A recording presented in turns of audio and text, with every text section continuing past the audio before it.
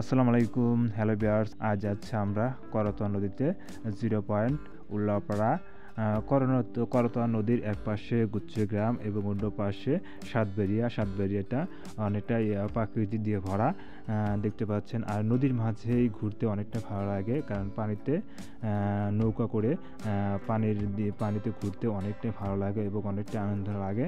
আর বিশেষ করে এখন এই শরৎকালে যেহেতু কাশফুল ফুটে থাকে, তাই নদীর ওপার কাশফুল ফুটছে, তাই মানুষ দেখার জন্য প্রচুর পরিমাণ লোক সেই কাশফুল দেখার জন্য নদীর এপার হতে ওপার যাচ্ছে সেই কাশফুল দেখার জন্য।